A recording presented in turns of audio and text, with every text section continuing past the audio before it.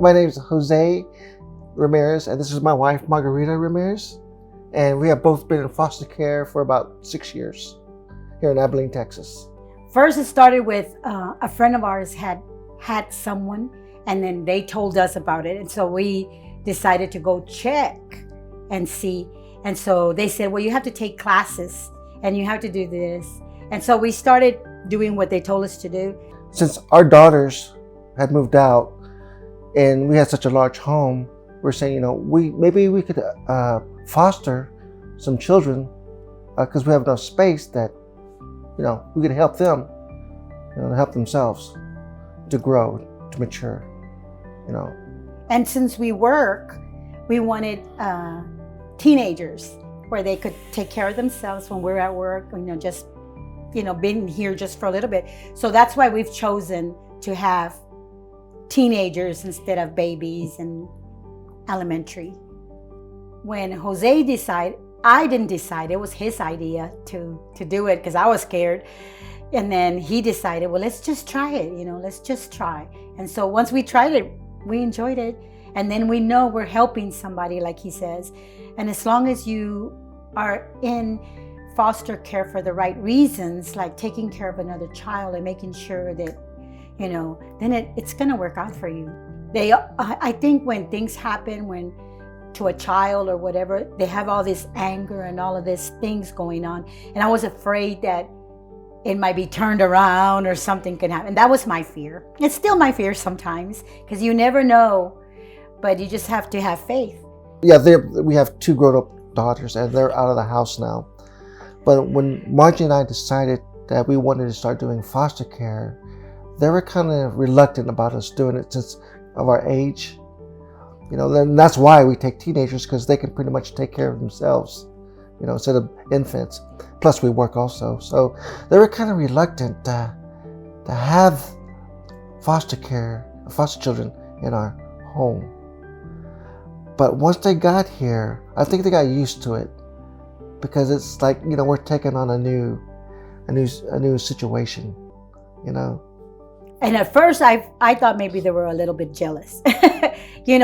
They're adults, and married and had their own homes. We didn't have any children when we started getting the foster, but you could just, when they say mom and dad, you could just look at them and sense, there's some kind of like, but like he said, after a while, that's my brother, that's my sister, and they accept it. But at first you can sense them that they feel like, that's my mom, that's my dad, and they're grown children.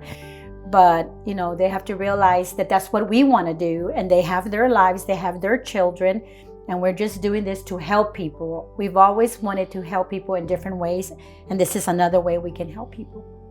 As far as support, we have Tijuana from St. Francis. She's awesome, fantastic. She's a good, strong support for Margie and I. She's always been there. If we have a question or a problem, she's always there to answer it or to help us out. It's very important because sometimes, since they're not your own, you've got to make sure that you do the right thing. And sometimes you doubt yourself. And when the St. Francis comes in and says, well, let's do this or let's do that, it's like, okay, now I know I'm doing something right. I'm scared all the time for my children because I don't want them to, think that we're not trying to help them, because we are. Plus, she keeps us in line with regulatory information all the time. She gives us handouts, training classes. That's constant. That's constant. And you have to keep up to date on that, on all of that. And she's a good provider for that. It's not an easy job. You have to have a heart for it. Not everybody can do it. True. There's people that like to be alone and they don't want to. But, if it's your calling, then it's a good thing. It's got to be your calling. At least try. There's a lot of people out there that need a home.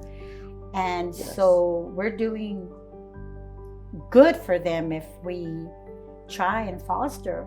So we need a lot of fostering out there so that children can have homes and not be in shelters.